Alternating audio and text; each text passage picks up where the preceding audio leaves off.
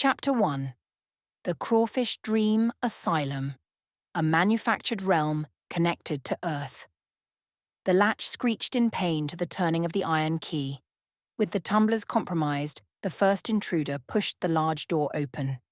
The noise of laughter and loud conversations ushered the two strangers into the large room.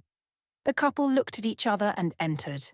Disguised, her mask was made of bone ash porcelain with oval eyelets. A series of red-painted hearts dripped down her right cheek, emulating tears. His mask was made of latex, dark, and moulded into a snarling visage of a wild beast with a canine snout and white-pointed teeth. As he held her hand, he approached an antiquated machine. Beneath the half-mask, he spoke. "Well, here it is." In the dim room, she nodded, affirmatively. He let go of her hand and searched for the main kill switch on the device and flicked it. The room ignited with a carnival of lights and electronic noises. The bright glow from the machine licked into her face as she took in the glamour of the apparatus. Moving her gaze up, she saw a dominant metallic sign with the words IMAGO MUNDI branded on it. Below the sign, a large primal tiki statue stood, perched on a pedestal that was attached to the wall. Arms stretched out to the ceiling, the tiki god held an old train station clock over its head. It chirped methodic ticks to affirm the passing of time.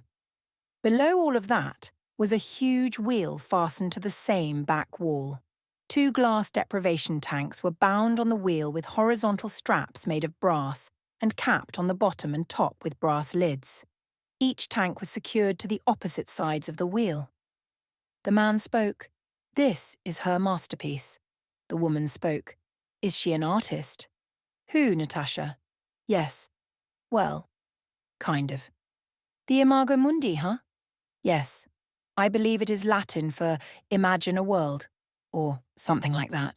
Admiring the detailed hammered metal craftwork of the Imago Mundi, the two nodded in silence. She glimpsed at its foundation. A heavy cover made of slabs of obsidian marble was mounted to the floor. Trapped inside, the hidden bowels of the machine hummed in electronic protest. The woman tilted her head to the side. Impressive. She marvelled at the visible, murky waters within each deprivation chamber. One glowed with a creamy amber hue, while the other one brooded a deep indigo colour. The dark blue chamber resided at the bottom of the wheel, while the brighter one Ferris wheeled at the top. Each tank had a title plate. The placard on the top tank read, "Dreamer," while the plate on the bottom tank read, "Destroyer." As she drew in for a closer look, the nose of her porcelain mask clinked against the thick surface of the tank. She saw nothing but an abyss. Palming the glass portion of it with both hands, she welcomed its cold touch. Spellbound, she breathed measured meditative breaths. "It moved!" she screamed, backing away from the wheel. "Yes, yes, it moved. I believe it is a he." The man pointed to the other tank. "And she. They are alive in there." The man tapped on the glass. A fleshy body flopped and struggled within the waters of the destroyer tank. I do not understand. I could explain it, but it would only alarm you further. How can you imprison them in there, like that? Imprison? Are you serious? It is considered a high honor to be chosen for one of Natasha's works of art. What? Yes, in a sense, they are both immortal, chosen stewards of the Imago Mundi. The woman looked to her left and right, hugging herself. The masked man stared with disapproval. "This was your idea. I am taking a big risk to bring you here." The woman said nothing. "Well, maybe we should go. This may have not been such a good idea." "No. No? No? What?" "No, I want to try it. You didn't tell me about them. They scared me." She could sense a smirk behind the man's mask. She pointed to the only door in the room. "There is nothing for me out there. Please continue." "As you wish." He pointed to a display above the wheel. It was another wheel, a smaller one. It was covered, except for a cut-out rectangular window at the top. The card showcased in the window was the 5 of Wands. The card illustrated 5 men waving around long quarterstaffs without any regard for each other and engaged in a conflict. The men appeared to enjoy the chaos of this battle. The pattern is already set. What does the picture mean? I am not sure. Natasha knows the esoteric meaning of the destiny cards.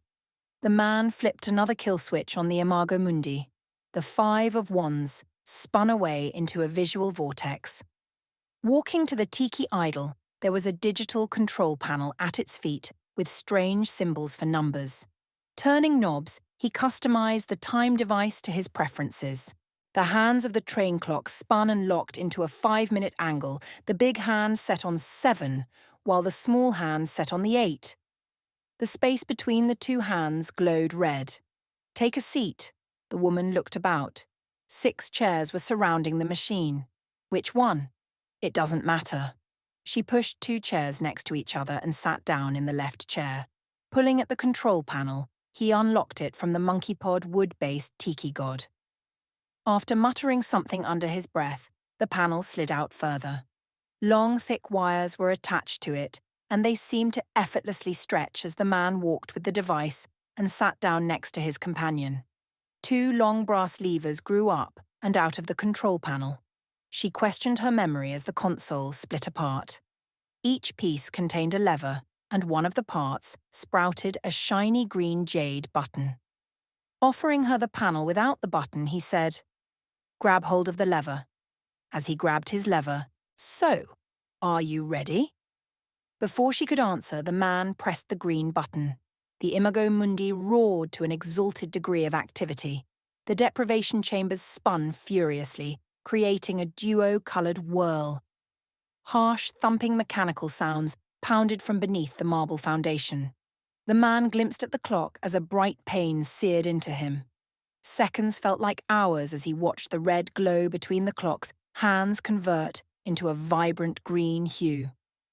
At that moment, his elbows locked up and he felt as if someone was running a vacuum within his intestines. A microsecond later, his neck got stiff and his brain could not catch up with his other senses. Unconscious, their bodies slumped in their chairs. Their hands remained locked, gripping their levers, as the room hummed and crackled with unusual fields of electricity and magnetism.